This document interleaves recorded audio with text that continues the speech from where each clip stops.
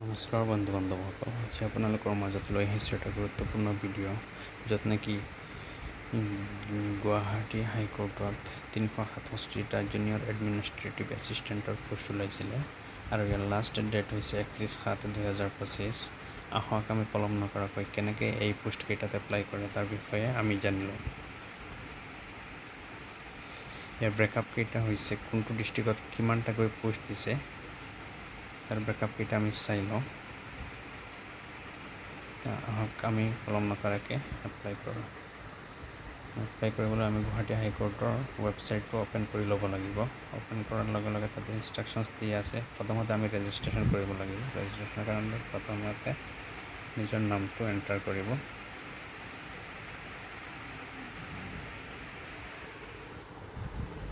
নিজৰ নামটো এণ্টাৰ কৰাৰ পিছত নেক্সট বুটামত ক্লিক কৰিব। ক্লিক কৰাৰ লগে লগে নিজৰ ফাদাৰ্ছ নেম ক্লিক কৰিব। ফাদাৰ্ছ নেম ক্লিক কৰাৰ পিছত date of birth as per HSLC certificate আপোনালোকে ডেট অফ বাৰ্থটো ক্লিক কৰিব। ইয়াতে মেনুৱেলি ক্লিক কৰিব। চাওক ইয়াতে 01 দি পেলাই হাইফেন যোনটো দিয়া আছে এনেকৈ দেখুৱালে ইনভেলিড অপশ্যন দেখুৱাব। এই চাওক ইনভেলিড ডাটা দেখুৱাইছে। গতিকে আপোনালোকে প্ৰথমতে ডেটটো লিখি পেলাই ইয়াতে হাইফেন নিদি স্লেছ বটম যোনটো অব্লিক বুলি কওঁ সেইটো ক্লিক কৰিব। তাৰপিছত নিজৰ কণ্টেক্ট নম্বৰ আৰু ইমেইল ID টাইপ কৰিব। ইমেইল ID টাইপ কৰাৰ পিছত আপোনালোকে কেপচা কোডটো ওলাব আৰু কেপচা কোডটো টাইপ কৰিব। ইয়াতে কেপচা কোড 3286 কেপচা কোডটো টাইপ কৰি পেলাই আপোনালোকে ছাবমিট ৰেজিষ্ট্ৰেশ্যন বটামত ক্লিক কৰিব।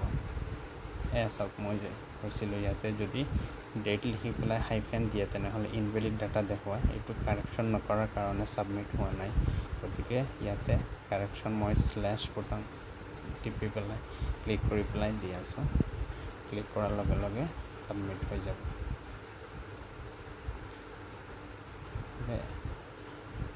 আকৌ ফ্ৰেছ কেপচা কোডটো ক্লিক কৰি পেলাই ছাবমিট ৰেজিষ্ট্ৰেশ্যন বটামত ক্লিক কৰিব।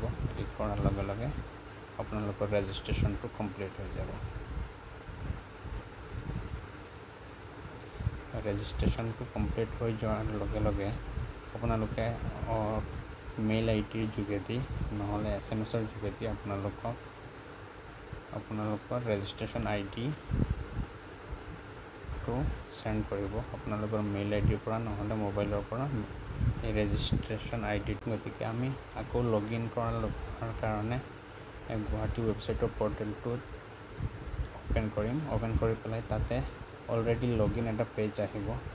সেই পেজটোত ক্লিক কৰাৰ লগে লগে আপোনালোকে এই ৰেজিষ্টাৰ্ড কোড যোনটো হয় সেইটো এয়া চাওক ইয়াতে পেজটো পাইছে আপোনালোকে। ৰেজিষ্টাৰ্ড কোড যোনটো নেকি আমি ৰেজিষ্টাৰ্ড কৰাৰ লগে লগে আমাৰ মোবাইলত পঠাইছিলে সেইটো এই ৰেজিষ্টাৰ্ড কোডত কলামত আমি টাইপ কৰিম।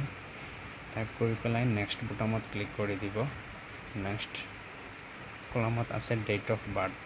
ক্লিক কৰাৰ লগে লগে ইয়াতে কেপচা কোড যোনটো আছে সেইটো টাইপ কৰিবলৈ আহিব। সেইটো টাইপ কৰি ছাবমিট বুটামত ক্লিক কৰাৰ লগে লগে এপ্লিকেশ্যনৰ পেজটো অ'পেন হৈ আহিব। তাতে আপোনালোকে প্ৰথমতে আপোনালোকৰ ডিষ্ট্ৰিক্টটো ছিলেক্ট কৰিব।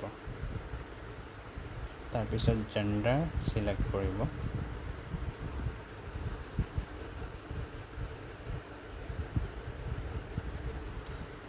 ছেকেণ্ডত আছে নেমটো অট'মেটিক ফাৰ্ষ্টত আমি ৰেজিষ্টাৰ্ড কৰাৰ সময়ত ছিলেক্ট হৈ যায়। তাৰপিছত জেণ্ডাৰ ছিলেক্ট কৰিব আৰু কেটেগৰী OBC MOBC জেনেৰেল যোনটো হয় আপোনালোকৰ ছিলেক্ট কৰি ল'ব। মই ইয়াতে MOBC ছিলেক্ট কৰিছোঁ। তাৰপিছত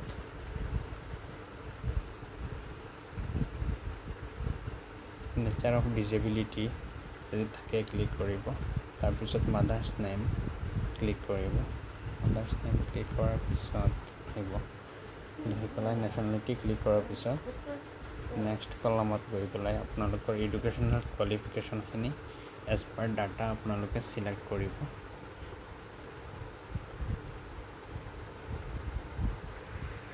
HSLC আপোনাৰ এক্সাম নেম বৰ্ড নেম চিবা ইয়াৰ কোনটো ইয়াৰত পাছ কৰিছে পাৰ্চেণ্টেজ এজ পাৰ আপোনাৰ ডকুমেণ্টছ চিলেক্ট কৰিব।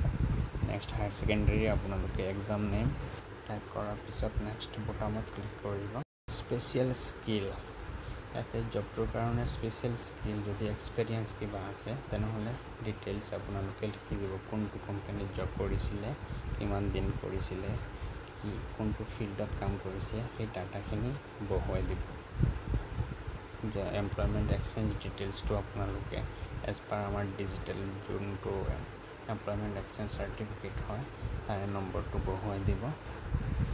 এমপ্লয়মেণ্ট এক্সচেঞ্জ ডিটেইলছত গৈ পেলাই কোনটো ষ্টেট হয় ক্লিক কৰিব, ডিষ্ট্ৰিক্ট ক্লিক কৰি পেলাই তাতে ডিজিটেল এক্সচেঞ্জ নম্বৰটো ক্লিক কৰিব। তাৰপিছত আপোনাৰ নেক্সটত আহিব আপোনাৰ কৰেছপণ্ডেঞ্চ এড্ৰেছ আৰু পাৰ্মানেণ্ট এড্ৰেছ, সেই কলমকেইটা ফিল আপ কৰিব। যদি আপোনালোকৰ এড্ৰেছটো ফিল আপ কৰোঁতে কোনো স্পেচিয়েল কেৰেক্টাৰ্ছ আহি যায় তেনেহ'লে এইটো এৰৰ দেখুৱাব, ছাবমিট নহ'ব। গতিকে আপোনালোকে সেইটো ধ্যান দিব ফিল আপ কৰাৰ সময়ত। যোনকেইটা কলম আপোনাৰ কাৰণে প্ৰযোজ্য নহয় সেইকেইটাত আপোনালোকে নট এপ্লিকেবল বুলি পেলাই ফিল আপ কৰি দিলেও হ'ব। ছাবমিট বটামত ক্লিক কৰাৰ লগে লগে ৰেকৰ্ড আপডেটেড বুলি এটা অপশ্যন তাতে ষ্টেটাছ দেখুৱাব, ৰেকৰ্ড আপডেটেড বুলি। আপোনালোকৰ পাছপৰ্ট চাইজ ফটোগ্ৰাফ তাৰ স্পেচিফিকেশ্যনখিনি দিয়া আছে। 276 পিক্সেল ৱেইট হ'ব আৰু 354 পিক্সেল হাইট হ'ব লাগিব। ফটোখনৰ চাইজ 5 KB পৰা 30 KB ভিতৰত হ'ব লাগিব। গতিকে সেই চাইজত ফটোখিনি আপোনালোকে বনাই পেলাই এটা স্পেচিফাইড ফল্ডাৰত ৰাখি ল'ব আৰু যেতিয়া আপলোড দিয়াৰ সময়ত আপোনালোকে চুজ ফাইল বটামত ক্লিক কৰি পেলাই মোবাইলৰ সেইটো একজেক্ট ফল্ডাৰত গৈ পেলাই সেই ফটোটো ইয়াতে আপলোড কৰি দি দিব। আপলোড কৰাৰ পিছত ফটোটো ছিগনেচাৰৰ স্পেচিফিকেশ্যন হৈছে 276 পিক্সেলৰ পৰা 118 পিক্সেল হাইট আৰু চাইজ হৈছে 5 KB পৰা 30 KB ভিতৰত। তাতে ক্লিক কৰি দিব। ক্লিক কৰাৰ লগে লগে ফৰ্মখন ছাবমিট হৈ যাব আৰু এটা পে'মেণ্টৰ অপশ্যন ওলাই আহিব। তাতে কিন্তু অনলাইন পে'মেণ্টৰ কোনো অপশ্যন নাই। বেংক ড্ৰাফ্ট কাটি পেলাই পে'মেণ্ট কৰিব লাগিব। তাৰে দুটা কপি আহিব। কপিটো প্ৰিণ্ট আউট লৈ পেলাই আপোনালোকে তাতে দুটা পেজ থাকে, এটা হৈছে বেংকৰ কপি আৰু এটা হৈছে কেণ্ডিডেটৰ কপি। এই দুয়োটা কপি ফিল আপ কৰি পেলাই বেংকৰ কাউণ্টাৰত গৈ পেলাই পইচাখিনি জমা দিব লাগিব। জমা দিয়াৰ পিছত বেংকে কাষ্টমাৰৰ কপিটো ছিগনেচাৰ আৰু চিল মাৰি পেলাই আপোনালোকৰ হাতত ঘূৰাই দিব। এই ঘূৰাই দিয়াৰ পিছত সেই কপিটো এটা ফটো তুলি পেলাই এজ পাৰ ৰিকুৱাৰমেণ্ট এডিট কৰি পেলাই সেই ফটোখন আপলোড দি দিব। আপলোড দি পেলাই ছাবমিট বুটামত ক্লিক কৰাৰ লগে লগে ছাবমিট হৈ যাব।